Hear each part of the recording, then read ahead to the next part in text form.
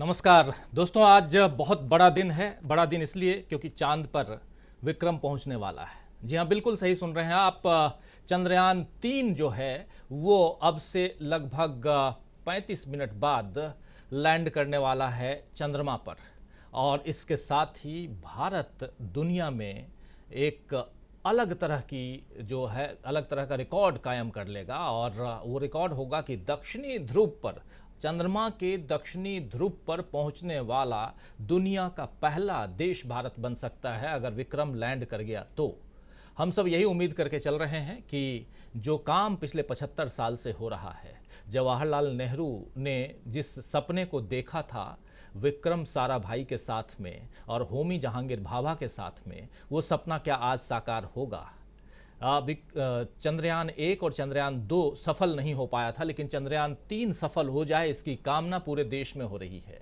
जगह जगह दूसरे ढंग के भी काम हो रहे हैं, जैसे हवन कीर्तन का काम भी चल रहा है। लोग जिस भी ढंग से हो ये मनाने में लगे हुए हैं कि उनकी जो उम्मीदें हैं वो पूरी हों और विक्रम लैंड कर जाए चंद्रमा पर। चंद्रमा पर विक्रम लैंड हो जाए इसकी कामना हम भी करते हैं। और सीधे आपको ले चलते हैं इसरो मुख्यालय, जहां पर इस वक्त लाइव टेलीकास्ट चल रहा है। बताया जा रहा है इसरो के जरिए कि क्या कुछ चल रहा है अंतरिक्ष में, क्या कुछ चल रहा है चंद्रमा के आसपास, और क्या कुछ चल रहा है अभी से 35 मिनट बाद कैसे चंद्रयान 3 लैंड करेगा चंद्रमा की सतह पर, साउथ पोल पे, वो सब कुछ तो सीधा लेकर आइए ज़रा स्क्रीन पर इसरो के उस टेलीकास्ट को, जो सीधा का सीधा और जो कुछ आपको दिखा रहे हैं हम वो कटसी इसरो दिखाने जा रहे हैं। ये मुख्यालय है, इसरो का मुख्यालय, जहां पर तमाम वैज्ञानिक बैठे हुए हैं और चंद्रमा की सतह को दिखाया जा रहा है। With several software improvements, provision for full level redundancies, a plethora of special tests, namely the integrated hot test, integrated cold test, and lander leg drop tests were carried out for the lander module. The success of these tests has provided great 2023 में 40 दिन बाद, और ये चंद्रमा की सतह बहुत नज़दीक चंद्रमा से विक्रम जो है वो आ चुका है। और ये तस्वीरें हम आप तक पहुंचा रहे हैं, ये बहुत ही रोचक तस्वीरें आप तक हम पहुंचा रहे हैं। ज़रा अगर फुल स्क्रीन ले आएँ और साउंड खोल दें तो ज़्यादा अच्छा होगा। कटसी आप देख रहे हैं कि कैसे चंद्रमा की तरफ बढ़ता हुआ, और कैसे इसरो के वैज्ञानिक जो हैं वो हाँ फुल स्क्रीन ज़रा देखिए। Chandrayaan 3 mission will also provide invaluable data to the science community around the world. Let us give our viewers a glimpse on the configuration of Chandrayaan 3 mission.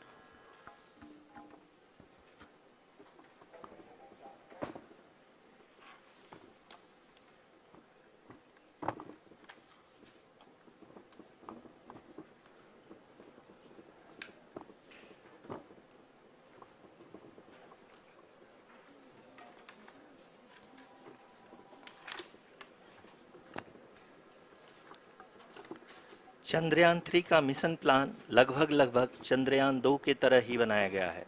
यहाँ यह भी सुनिश्चित किया गया है कि चंद्रयान 3 को रॉकेट से अलग होने से लेकर के चंद्रमा के निकटतम कक्षा में स्थापित होने तक सारी गतिविधियाँ चंद्रयान 2 के तरह ही हों। और अब हम यह कह सकते हैं कि यह प्लान पूरी तरह से 100% सफल रहा। हालांकि लैंडर मॉड्यूल के सेंसर्स और प्रोपल्सन सिस्टम को इस तरह से मजबूत किया गया है कि लैंडर पावर डिसेंट के समय किसी भी आपदा से बाहर आकर के मिशन के मुख्य उद्देश्य को पूरा कर सके। इस क्रम में लैंडर के मुख्य सेंसर्स कारा, लासा, LHBC, LDV और LHDAC का कार्यात्मक परीक्षण भी किया जा चुका है। LDV, जो कि पूर्णतः स्वदेशी तकनीकी से बनाया गया एक नया सेंसर है, इसका मुख्य कार्य लैंडर के वेलोसिटी को तीनों अक्षों में कंप्यूट करना है। पावर डिसेंट के दौरान लैंडर के सटीक पोजीशन और वेलोसिटी का ज्ञान होना बहुत ही आवश्यक है। लिराप यानी laser inertial referencing and accelerometer package इस कार्य को पावर डिसेंट के दौरान बखूबी निभाएगा। ट्रैजेक्टरी जनरेशन, जो कि चंद्रयान 3 मिशन के लिए बहुत ही अहम है, क्योंकि हर ऑर्बिट मैन्यूवर के बाद यह सुनिश्चित किया जाता है कि लैंडर की मिशन ऑब्जेक्टिव को ना बदले। इस क्रम में मैं यह भी आपको बता दूं कि ऑर्बिट डिटर्मिनेशन, जो कि उपग्रह के पोजीशन और वेलोसिटी को बहुत ही एक्यूरेटली बताता है, एक बहुत ही कठिन और जटिल कंप्यूटेशन और एस्टिमेशन होता है। यहाँ यह भी जानना महत्वपूर्ण है कि चंद्रयान 2 का OHRC पेलोड अब तक काफ़ी ऊंचे स्तर का डैम प्रदान किया है, जिसके फलस्वरूप लैंडिंग साइट के सीमा को बढ़ाकर 4 × 2.4 किलोमीटर कर दिया गया है, जो कि पावर डिसेंट के दौरान सॉफ्ट लैंडिंग कराने में काफ़ी सहायक सिद्ध होगा। Apart from the sensors, Chandrayaan 3 is equipped with a suite of sophisticated payload instruments. While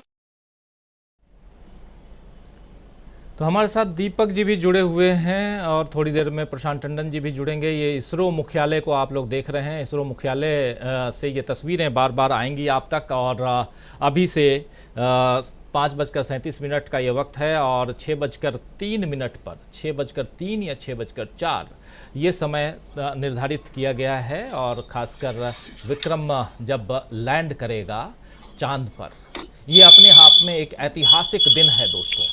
और इस दिन का इंतज़ार आज से नहीं हो रहा है, बल्कि पिछले 75 साल से हो रहा है। बीजेपी जो भी कह ले, बीजेपी के ही आज केंद्रीय मंत्री और अब कांग्रेस पार्टी से बीजेपी में शामिल हो चुके ज्योतिरादित्य सिंधिया ने कहा कि ये पिछले 9 साल का अथक प्रयास है। नहीं दोस्तों, ये बिल्कुल गलत बोल रहे हैं ज्योतिरादित्य सिंधिया, सही नहीं बता रहे हैं।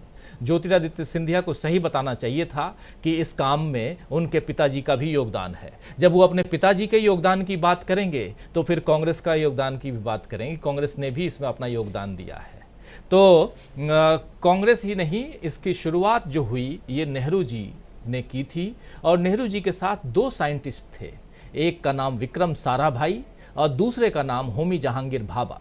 होमी एटॉमिक प्लांट आप जानते हैं इसी देश में स्थापित है, और दूसरा जो है वो इसरो है। इसरो की स्थापना भी नेहरू जी के करकमलों से हुई थी, और नेहरू जी की वो दूर दृष्टि थी जिस कारण आज हम यहाँ तक पहुँचे हैं। तो कोई अगर ये श्रेय लेने की कोशिश करे कि नहीं ये पिछले ये भी मोदी जी ने ही किया है, तो ये गलत है, बिल्कुल गलत है, सरासर गलत है। देश की जनता इस तमाम इतिहास के पन्नों को फाड़ के फेंक नहीं सकती, इतिहास के पन्नों को सामने आपको लाना पड़ेगा। और लेकिन दूसरी बात, आज के जो हमारे साइंटिस्ट हैं, उनका जो अथक प्रयास है, उनकी जो मेहनत है, वो सामने रंग लाती हुई हम देख रहे हैं कि वो रंग ला रहा है। ये आप लाइव टेलीकास्ट देख रहे हैं कि कैसे जो विक्रम लैंडर है, जो चंद्रयान है हमारा, वो कैसे धीरे धीरे चांद के दक्षिणी ध्रुव की तरफ बढ़ रहा है। ये सब कुछ हम आपको दिखा रहे हैं, लाइव टेलीकास्ट आपको दिखा रहे हैं। इस लाइव टेलीकास्ट से आप जुड़िए और भारत ही नहीं, दुनिया के इस ऐतिहासिक क्षण का आप गवाह बनिए। इसलिए भी ज़रूरी है क्योंकि चांद को लेकर के हम लोग बचपन से बहुत कुछ सुनते आए हैं। चंदा मामा दूर के, आपने गाना भी सुना होगा। वहाँ से लेकर के चांद को लेकर के इतनी सारी चीज़ें हैं। कोई चंदा मामा बोलता है, कोई बोलता है चांद सी महबूबा हमारी, कोई कुछ और कहता है। तो चांद को लेकर के अलग अलग बातें होती हैं, और उन बातों के साथ साथ आज चांद को छूने हमारे यहाँ से ही विक्रम वहाँ पहुँच रहा है। और विक्रम जो है वो नाम ऐसा क्यों पड़ा विक्रम? विक्रम साराभाई के नाम से विक्रम पड़ा है, जो हमारे इसी इसरो के संस्थापक रहे हैं, और आप जानते हैं इसलिए भी। तो बहुत ज़रूरी है दोस्तों आज का ये ऐतिहासिक पल, ऐतिहासिक क्षण का गवाह बनने के लिए। देखिए, बताया जा रहा है कि 7.4 किलोमीटर की मात्र दूरी, और कैसे धीरे धीरे विक्रम जो है वो आगे बढ़ता हुआ चांद की तरफ, देखिए ऑर्बिट से बाहर निकल के, और धीरे धीरे कैसे चांद की तरफ, चांद में भी पहले तो चांद के ऑर्बिट में विक्रम घूम रहा था, चंद्रयान घूम रहा था, लेकिन अब चूंकि चंद्रयान जो है उसके अंदर विक्रम छोटा सा बच्चा कहें तो एक छोटा सा है जो रोब करेगा, जो उस पर जाकर सतह पे घूमेगा। तो ये तमाम चीज़ें हैं। हमारे साथ कुछ साथी भी जुड़ेंगे, उनसे भी आपका परिचय करवाऊंगा। हमारे साथ दीपक पाचपोर जी जुड़े हुए हैं। दीपक जी, स्वागत करता हूं आपका इस कार्यक्रम में। और बहुत शानदार पल है, ऐतिहासिक पल के गवाह हैं हम, आप और हमारे साथ जो जुड़े हुए तमाम साथी, ये सब इस ऐतिहासिक पल के गवाह हैं। जब आप देखिए कि वैज्ञानिक हमारे देश के वो भी फिंगर क्रॉस करके बैठे हुए हैं कि सब कुछ ठीक हो जाए, क्योंकि अभी कुछ दिन पहले ही, 4 दिन पहले, रूस का जो लूना 25 है, लूना जो लूना है दोस्तों, ये रशियन वर्ड है, उसका मतलब भी चांद होता है। तो जो उनका मिशन चांद है उसका नाम लूना है, और लूना 25 क्रैश हो गया, पहुंच नहीं पाया, चांद पे उतर नहीं पाया। लेकिन अब भारत का चंद्रयान 3 उतर जाए, इसकी कामना पूरी दुनिया के लोग कर रहे हैं, हम आप भी कर रहे हैं। यहाँ कोई राजनीति नहीं होनी चाहिए, यहाँ हमारे वैज्ञानिकों के लिए एक बहुत बड़ा दिन, हमारे देश के लिए बहुत बड़ा एक गौरव का क्षण होगा जब हमारा विक्रम जो है, हमारा ये चंद्रयान जो है, वो छुएगा चांद के सतह को। आना चाहता हूं दीपक जी, तब तक हम विजुअल्स लगातार दिखा ही रहे हैं, बता ही रहे हैं कि क्या कुछ चल रहा है, कैसे वैज्ञानिक, देखिए तमाम साइंटिस्ट, इसरो के, इंडियन स्पेस रिसर्च ऑर्गेनाइजेशन जो है हमारा, उसके तमाम साइंटिस्ट जो हैं वो फिंगर क्रॉस करके बैठे हुए हैं, हाथ में हाथ बिल्कुल बांधे हुए कि सब कुछ सही हो जाए। सबके चेहरे पर एक तनाव भी है, और ये तनाव जैसे ही विक्रम लैंड करेगा चांद पे, वैसे ही तनाव दूर और खुशियां झलक जाएंगी। लेकिन अगर जरा भी गड़बड़ हुआ, आप याद कीजिए कि पिछली बार क्या हुआ था, प्रधानमंत्री नरेंद्र मोदी भी थे वहां पे, लेकिन सब कुछ गड़बड़ हो गया था। उम्मीद करते हैं, क्योंकि आज तो प्रधानमंत्री जी भी यहाँ नहीं हैं, विदेश में हैं, हालांकि वो जुड़े रहेंगे कहा गया है। लेकिन आपकी पहली प्रतिक्रिया इस पर, दीपक पाचपोर जी। निश्चित रूप से राजीव जी, हर मायने में जी, हर मायने में बहुत ही ऐतिहासिक पल है। ये केवल ऐतिहासिक पल इसलिए नहीं है कि एक तरह का मिशन है जो भेजा गया है, वो मिशन सामान्य कोई मून मिशन नहीं है। इसकी जो बहुत सारी विशेषता है, पहली विशेषता तो ये है कि ये उस हिस्से में उतरेगा, दक्षिणी ध्रुव में, जहां पर चंद्रमा की सबसे प्रतिकूल परिस्थितियां होती हैं। आप जानते हैं कि वो हिस्सा ऐसा है जो अधिकतर समय सूर्य के सामने न आने के कारण बेहद बेहद ठंडा रहता है। उसके अक्सर जो माइनस का जो तापमान है वो 130 से लेके 155-160 डिग्री तक चला जाता है, और कई बार उससे भी अधिक हो जाता है। तो वहां उस प्रतिकूल परिस्थिति में उतारना, और ये जो क्षण है, इस क्षण को, लेकिन देखिए भावनात्मक रूप से निश्चित रूप से ऐतिहासिक पल है, लेकिन इसको बहुत ही वैज्ञानिक दृष्टिकोण से देखना चाहिए। किसी भी परिस्थिति में जहां तक वो पहुंचा है, जहां तक पहुंच पाएगा, और चाहे जहां तक नहीं पहुंच पाएगा, शोध जो है वो कभी भी पूर्ण नहीं होता। शोध जो होता है वो हमेशा जारी रहना चाहिए, चाहे कोई भी मिशन हो। इस तरीके का मिशन क्या, देखिए दुनिया में जो भी प्रयोग हुए होंगे उसमें कई तरह की सफलताएं, असफलताएं सब कुछ जुड़ी हुई हैं। तो हमें इस चीज को भी निश्चित रूप से एक भारतीय होने के नाते हमको गर्व तो होता ही है कि हम उस श्रेणी में, उस देशों की उस पंक्ति में जाके बैठे हैं जो एक हाथ की उंगलियों के बराबर भी नहीं है। अभी तक जो है रूस, चीन और अमेरिका, ये 3 ही देश जो ऐसे हैं जिन्होंने एक सफलतापूर्वक मून पर इस तरीके का काम किया है। भारत जो है वो चौथा देश हो जाता है। इसके पहले 1-2 हमें असफलताएं मिल चुकी हैं, लेकिन वैज्ञानिक दृष्टिकोण और वैज्ञानिक जज्बा जो होता है वो ऐसा ही होता है। वो असफलता से घबराता नहीं है, वो असफलताओं से, नाकामियों से वो सीखता है। हमारे इसरो के जो वैज्ञानिक हैं, ये आपने बहुत सही कहा कि ये 8-9 साल 10 साल की उपलब्धियां नहीं है। ये जो उपलब्धि है ये पिछले 70-75 साल के हमारे अपने देश की है। उसके पहले की कम से कम 300-400 साल पहले के पूरे यूरोप और अरेबियन कंट्री में और हमारे भी देश में जो अलग अलग ग्रह नक्षत्रों की चालों को पहचानना जब हम लोगों ने सीखा, मनुष्य ने शायद एक जमाने जब ये सारी चीजें उसको बड़ी आश्चर्यजनक लगती थी कि कैसे सूर्य उगता है, कैसे जो है सूर्य जो डूब जाता है, इधर से उगता है, ये दिशाओं का ज्ञान नहीं था, चांद सितारों के बारे में बहुत जानकारी थी। लेकिन जैसे जैसे मानवीय सभ्यता आगे बढ़ी, ज्ञान आगे बढ़ा, ज्ञान ने अंधविश्वासों को खत्म किया और जो है जो नई जो बातें हैं उन बातों को सामने लाया। मनुष्य का विकास जो है वो वैज्ञानिक दृष्टिकोण के सतत विकास पर ही निर्भर करेगा, ये हमको जान लेना चाहिए। तो निश्चित रूप से एक ऐतिहासिक पल का हम गवाह बनने जा रहे हैं और हर देशवासी को इसे देखना चाहिए, बच्चों को बताना चाहिए। देखिए एक अंतिम बात करके फिर इसको मैं थोड़ा सा ओपन करता हूँ डिबेट के लिए। जब ये कंप्लीट होगा तो इसके दावे करने वाले 3 तरह के लोग होंगे। पहले तो होंगे निश्चित रूप से वैज्ञानिकों को अपने आप श्रेय जाता है, दूसरे होंगे राजनीतिज्ञ, और तीसरे होंगे वो धर्म और पाखंड और कर्मकांड में विश्वास करने वाले। वो बताएंगे कि देखिए हमने पूजा पाठ करके और हमने हर तरीके से इसकी जो चाल है तो निर्धारित कर दी थी, और इससे जो है सही समय पर और सही वक्त पे पहुंचाने के लिए हमने अलग अलग तरह के उपाय किए थे।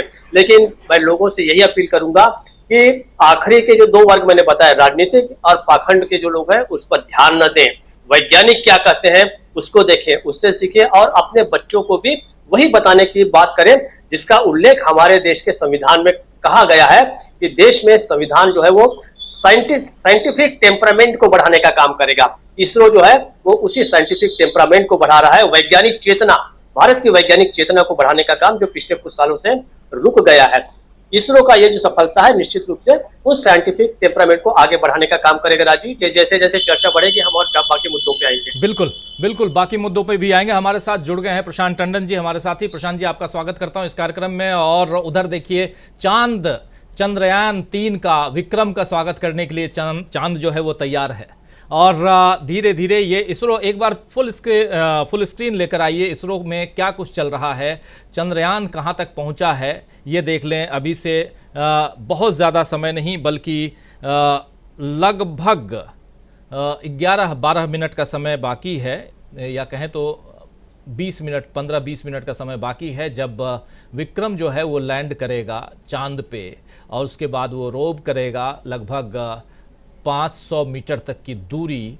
और उसके बाद ऑडियो के साथ सीधा लेकर आइए कि क्या कुछ चल रहा है, क्या बताया जा रहा है वहाँ इसरो मुख्यालय में, जरा देखते हैं। And the concentration with which each and every parameter of the lander module is being analyzed. The performance so far seems to be nominal. जी आरुषि, चूंकि ALS एक्टिवेट किया जा चुका है इसलिए ग्राउंड से कोई कमांडिंग नहीं की जा रही है। इस दौरान आपके स्क्रीन पे सारे डेटा इसरो के डीप स्पेस नेटवर्क से रियल टाइम में आ रहे हैं। इस मिशन में सेकेंड और थर्ड ऑर्डर गाइडेंस पॉलिनोमियल का प्रयोग हुआ है जो कि इनर्शियल थ्रस्ट और एंगल के हमेशा सुनिश्चित करेगा। During the entire descent, there is no ground intervention as the ALS has taken charge. The preparation for today's event had started nearly 48 hours before, wherein various pre-selections and uplinking of parameters were done. We can see that the vertical velocity of the lander module has been brought down. It is continuously coming down. And the ALS had already been initiated 1 hour before the scheduled time of the power descent start.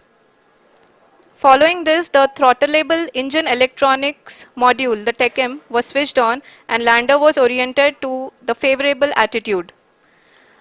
जी हाँ, आप अपनी screen पे देख सकते हैं कि lander module जिसकी शुरुआत में वेलोसिटी 1680 मीटर पर सेकंड थी, लगभग 1150 मीटर पर सेकंड हो चुकी है, जो कि एक बहुत ही मैजेस्टिक शुरुआत कही जा सकती है इस रफ ब्रेकिंग फेज के लिए।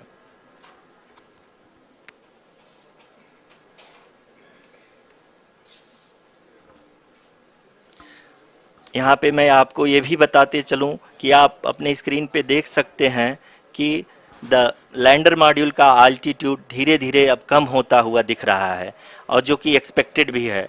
अभी हम बात करें करंट अल्टीट्यूड की, तो जो कि 28.6 किलोमीटर के आसपास है। आप स्क्रीन पर ये भी देख सकते हैं Chandrayaan 3 lander imager display. The lander imager is continuously taking photographs of the moon surface, and that is also being streamed here. Currently the horizontal velocity has been brought down and the distance traveled is 574 kilometers. The current altitude is 27 kilometers as can be seen on the screen. जी हाँ, करीब अपने आधे सफ़र को पूरा करते हुए इस rough breaking phase में लैंडर बहुत ही आगे की तरफ बढ़ते हुए अपनी ऊंचाई को घटा रहा है। अगर अब बात करें तो लैंडर की ऊंचाई चंद्रमा के सतह से लगभग 27 किलोमीटर से नीचे हो चुकी है, करीब करीब 26.7 किलोमीटर के आसपास है। The next phase after the rough braking phase is the attitude hold phase, which will be for a duration of nearly 10 seconds. The lander will be oriented such that both the altimeters will be looking exactly towards the moon's surface. At the end of this attitude hold phase, height measurement update to navigation system will be given from the laser and car band altimeters. Currently, we are in the middle of the rough braking phase. जी हाँ, अगर हम ध्यान से देखें तो लगभग 8 minute की यात्रा के बाद लैंडर अपनी हॉरिजेंटल वेलोसिटी को लगातार कम करते हुए अपनी ऊंचाई, अभी की ऊंचाई के समय 24 किलोमीटर की ऊंचाई प्राप्त कर चुका है।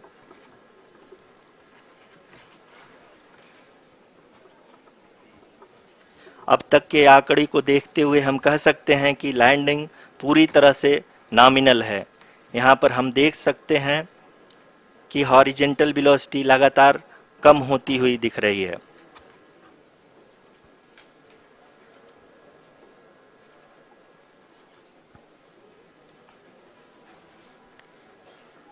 The altitude of lander from ground is currently 22 kilometer, which is again going to be coming down, and that is expected.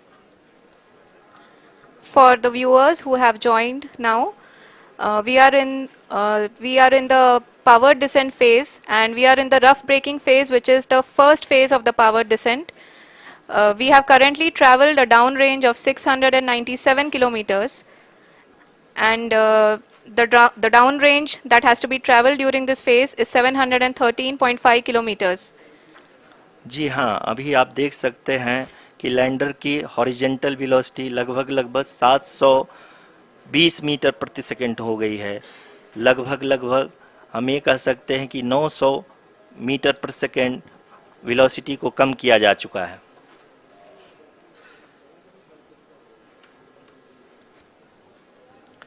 At the same time, we can see the altitude of the lander is just 17.8 kilometer from the moon surface, which is going to be around 7.4 at the end of the rough braking phase.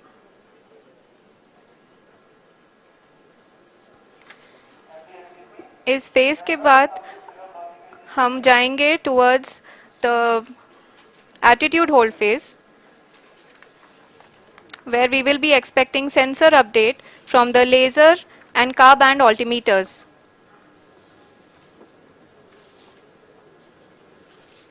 We can see the visualization of the lander module moving towards the moon's surface. The current altitude is nearly 15.2 kilometers, and the distance traveled is 754 kilometers. We can also see the image that the lander imager camera has been providing. जी हाँ, इस rough breaking phase के दौरान 800 Newton के चारों throttle engine अपने कार्य को पूरी तरह से अंजाम दे रहे हैं और लैंडर के हॉरिजॉन्टल वेलोसिटी को लगातार कम कर रहे हैं।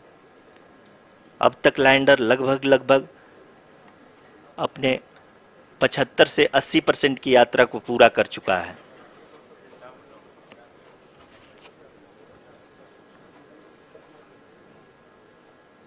After the rough braking and the attitude hold phase, we shall be having the fine braking phase, which will continue for nearly 3 minutes.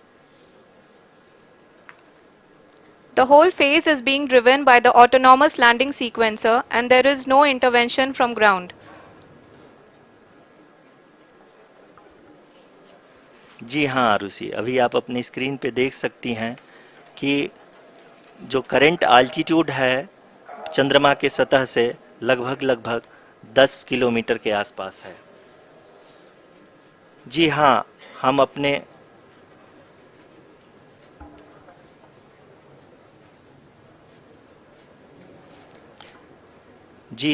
हमारे प्रधानमंत्री जी श्री नरेंद्र मोदी जी हम सभी का उत्साहवर्धन करने के लिए दक्षिणी अफ्रीका के जोहानसबर्ग से जुड़ गए हैं।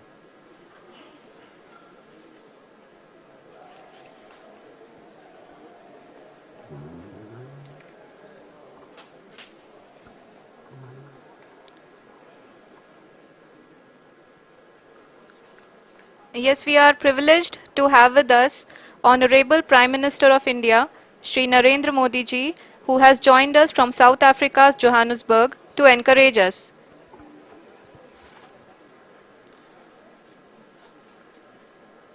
जी हाँ, आप ये देख सकते हैं एल्टीट्यूड होल्ड फेस भी बहुत ही आसानी से लैंडर फेस ने पार कर लिया है और अब फाइन ब्रेकिंग की शुरुआत हो चुकी है। अभी हम ये देख सकते हैं कि लैंडर की ऊंचाई लगभग 5.6 किलोमीटर है, जो कि इस फेज के उपरांत लगभग 800 मीटर हो जाएगी।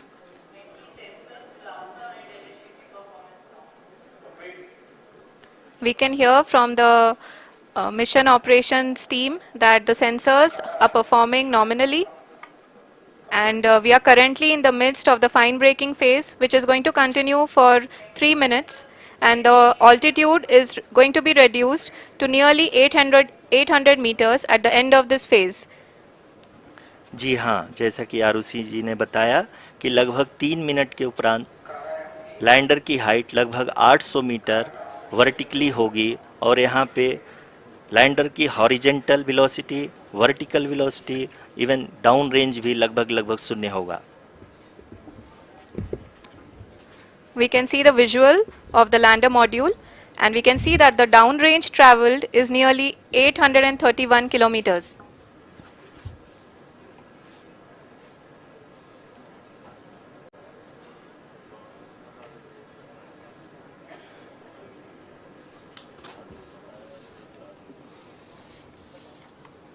जी हाँ, आप अपनी स्क्रीन पे देख सकते हैं कि लैंडर की ऊंचाई अब चंद्रमा के सतह से लगभग 3 किलोमीटर से कम हो चुकी है।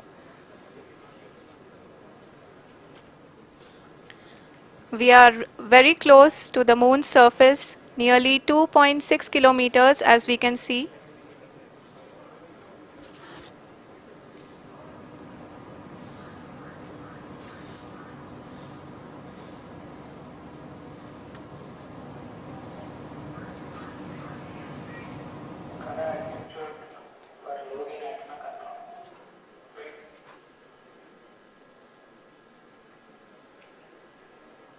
जी हाँ, अभी आप देख सकते हैं कि लैंडर की ऊंचाई लगभग 1 किलोमीटर के आसपास है।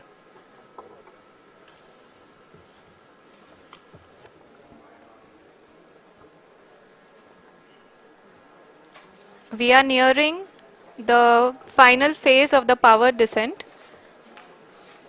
which is going to be the vertical descent phase or the local navigation phase.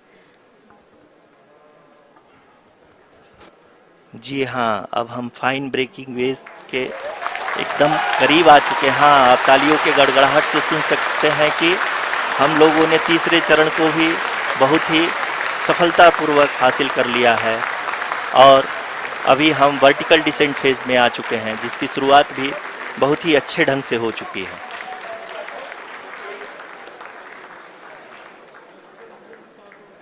Lot of applause indicates that till now the performance has been nominal. We are in the vertical descent phase 1. The altitude is being brought down from 800 meters and we are nearing and approaching the lunar surface. जी, आप अपनी screen पे देख सकते हैं कि lander का height लगातार कम होता जा रहा है। इस समय हम लैंडिंग साइट के जस्ट ऊपर हैं और इस समय इसकी ऊंचाई लगभग 600 मीटर के आसपास है।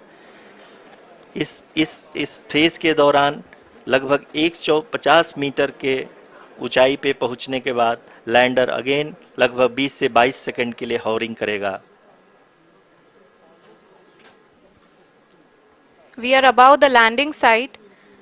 The horizontal as well as the vertical velocity is now being constantly reduced. and the lander module has begun its descent towards the landing site.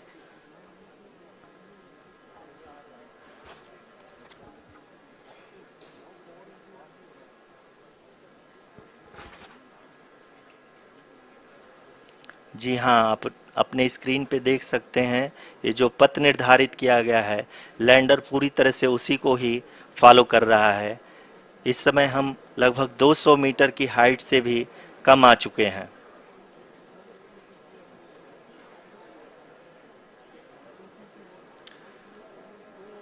अब हम ये देख सकते हैं कि हम लगभग 150 मीटर की ऊंचाई पे हैं चंद्रमा के सतह से।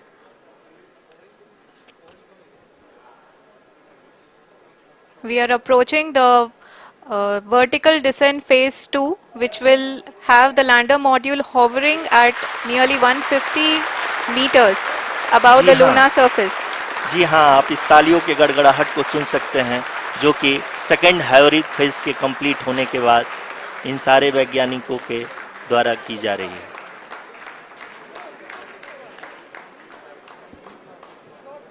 जी हाँ, आप अगर फिर से ध्यान से देखें तो एल्टीट्यूड पुनः कम होता जा रहा है। अभी हम लोग लगभग 135 मीटर की ऊंचाई पे हैं। The sensors that are updating at this point are providing confirmation of the safety of the landing site. As expected, the retargeting is going on and this is a very good signature for the lander. अभी आप ये देख सकते हैं कि lander की ऊंचाई लगभग 65 मीटर के आसपास बची हुई है।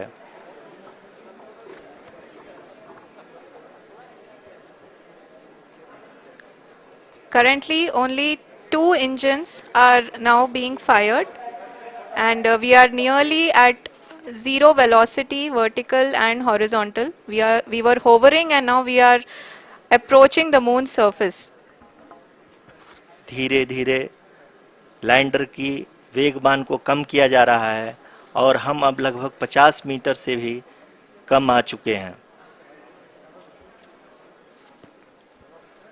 We can see the Honorable Prime Minister, Shri Narendra Modi ji, who is here to encourage us, and he is critically looking at the visuals.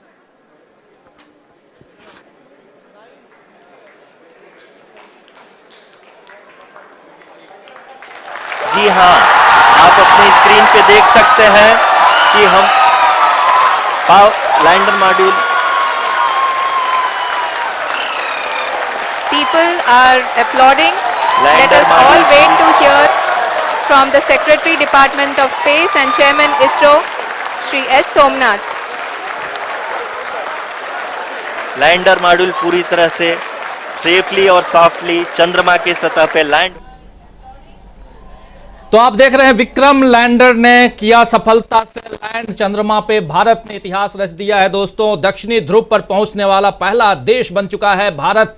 दक्षिणी ध्रुव, चांद के दक्षिणी ध्रुव पर पहुंचने वाला पहला देश इसरो ने रच दिया इतिहास। ये इतिहास जो है ये बहुत कुछ कहता है और आप देख रहे हैं इसरो ने रच दिया है, चांद पर पहुंच गया है भारत, वो भी सीधे दक्षिणी ध्रुव पर।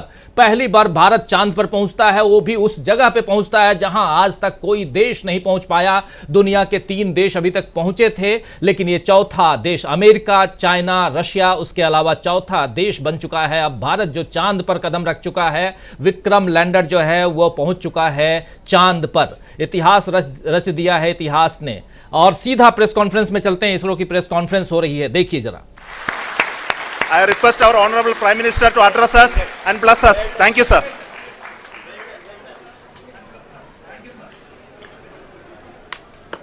मेरे प्यारे परिवारजनों, जब हम अपनी आंखों के सामने ऐसा इतिहास बनते हुए देखते हैं तो जीवन धन्य हो जाता है। ऐसी ऐतिहासिक घटनाएं राष्ट्र जीवन की चिरंजीव चेतना बन जाती है।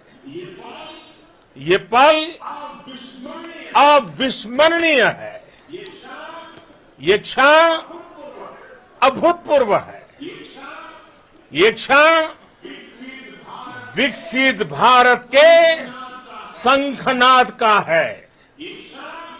ये क्षण नए भारत के जयघोष का है। ये क्षण मुश्किलों के महासागर को पार करने का है। ये क्षण जीत के चंद्र पथ पर चलने का है। ये क्षण 140 करोड़ धड़कनों के सामर्थ्य का है। ये क्षण भारत में नई ऊर्जा, नया विश्वास, नई चेतना का है। ये क्षण भारत के उदयमान भाग्य के आह्वान का है। अमृत काल की प्रथम प्रभा में सफलता की ये अमृत वर्षा हुई है। हमने धरती पर संकल्प लिया और चांद पर उसे साकार किया। और हमारे वैज्ञानिक साथियों ने भी कहा, India is now on the moon. आज हम अंतरिक्ष में नए भारत की नई उड़ान के साक्षी बने हैं। साथियों, मैं इस समय ब्रिक्स समिट में हिस्सा लेने के लिए दक्षिण अफ्रीका में हूं, लेकिन हर देशवासी की तरह मेरा मन चंद्रयान महाअभियान पर भी लगा हुआ था। नया इतिहास बनते ही हर भारतीय जश्न में डूब गया है। हर घर में उत्सव शुरू हो गया है।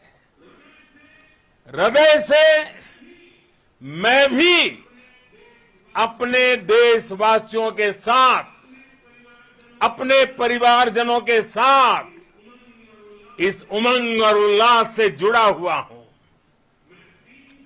मैं टीम चंद्रयान को, इसरो को और देश के सभी वैज्ञानिकों को जी जान से बहुत बहुत बधाई देता हूं, जिन्होंने इस पल के लिए वर्षों तक इतना परिश्रम किया है। उत्साह, उमंग, आनंद और भावुकता से भरे इस अद्भुत पल के लिए मैं 140 करोड़ देशवासियों को भी कोटि कोटि बधाइयां देता हूं। मेरे परिवारजनों, हमारे वैज्ञानिकों के परिश्रम और प्रतिभा से भारत चंद्रमा के उस दक्षिणी ध्रुव। तो देख रहे थे प्रशांत जी और दीपक जी, आप सबको भी बधाई कि अब भारत जो है वो चांद पर पहुंच चुका है। विक्रम हमारा चांद पे पहुंच गया है और ये अपने आप में ऐतिहासिक क्षण जिसके गवाह हम लोग बने। और सबसे बड़ी बात कि भारत पहला देश बन गया है जो चांद के दक्षिणी ध्रुव पर पहुंचा है।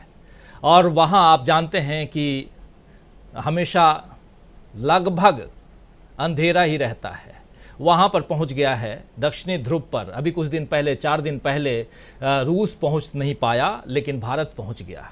कई बार चाइना ने कोशिश की, अमेरिका ने कोशिश की, लेकिन ऐसे देखा जाए तो चांद को छूने वाला भारत दुनिया का चौथा देश बन गया है। आप दोनों की पहली प्रतिक्रिया आप लोगों की। प्रधानमंत्री नरेंद्र मोदी अपनी बात रखते रहेंगे, हम सुनते रहेंगे, लेकिन प्रशांत जी, क्या किस रूप में देखा जाए बधाइयों का तांता और वैज्ञानिकों में एक खुशी का आलम? निश्चित तौर पे मुझे सबसे ज़्यादा खुशी तो वैज्ञानिकों के चेहरों को देखते हुए लग रही है। और मैं वो खुशी को देख रहा था जब उसकी ट्रेजेक्ट्री जो है वो अपने नियत रूट पर, नियत पाथ पर थी। तो ये लगभग तय हो गया था कुछ मिनट पहले ही। ये मिशन सक्सेसफुल होने जा रहा है और वैज्ञानिकों को, इसरो की पूरी टीम को वो असली बधाई के पात्र वो हैं। निश्चित तौर पे राजीव जी, भारत के लिए ये ऐतिहासिक क्षण है जिसके गवाह हम लोग बने और यहाँ से स्पेस को अध्ययन करने की, चांद की सतह को अध्ययन करने की, चांद से जो तमाम डेटा आएगा वो एक बड़ा पड़ाव, मील का पत्थर भारत की जो यात्रा है विज्ञान की, उसकी तरफ ये बढ़ा है। अब इसके बारे में थोड़ा बहुत डिटेल बता दें क्योंकि वो भी जानना ज़रूरी है जी कि अभी जैसे चांद पे लैंडिंग का तस्वीरें, इमीडिएट वीडियो हम लोगों को नहीं मिल पाएगा। जैसा हमने देख भी लिया कि वो वीडियो नहीं मिला है। वो जो हम देख रहे थे वो एक एनिमेशन था। अब वीडियो किस बात का मिलेगा कि वीडियो मिलेगा जब रोवर बाहर आएगा, उसको चंद्रयान के जो विक्रम के कैमरा है वो कैप्चर करेंगे। वो रोवर कब बाहर आएगा? वो रोवर कुछ घंटे बाद बाहर आएगा क्योंकि ये वर्टिकल लैंडिंग हुई है।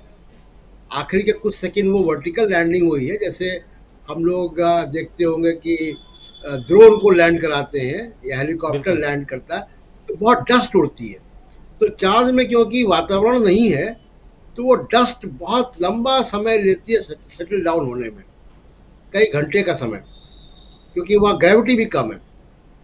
जब वो डस्ट नीचे बैठेगी तब वैज्ञानिक ये तय करेंगे कि रोवर को बाहर निकालना। जब रोवर बाहर आएगा, उसकी तस्वीरें और उसका कैमरा बाहर आएगा, तब हम चांद की सतह और वो रोवर कहाँ कहाँ जाएगा, एक्सप्लोर करेगा, वो उसको हम देख पाएंगे, वो तस्वीरें देख पाएंगे।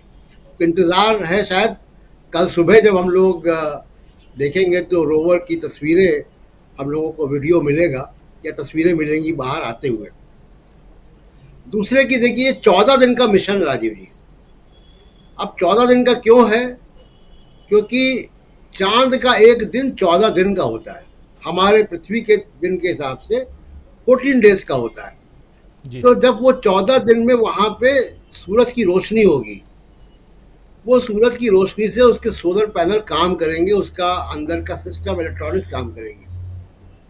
14 दिन के बाद ये पूरा मिशन अबेंडन हो जाएगा, यानी इसकी जो लाइफ है अब से 14 दिन तक ही है, जब तक कि वहाँ पे दिन है। और इस वक्त वहाँ पे जो टेम्परेचर होगा वो -4 -5 डिग्री होगा। जब वहाँ रात होगी, जैसे दीपक जी बता रहे थे, जब रात होगी तो -100 डिग्री से भी ऊपर उसका नीचे का टेम्परेचर होगा। तो ये 14 दिन के साइकिल में सारे experiment, sample collection, data analysis होगी और उसके बाद ये प्रोजेक्ट अबेंडन हो जाएगा। अब जो चंद्रयान 4 जाएगा, इसके बाद का जो मिशन होगा राजीव जी, ये मिशन वापस आने वाला मिशन नहीं है।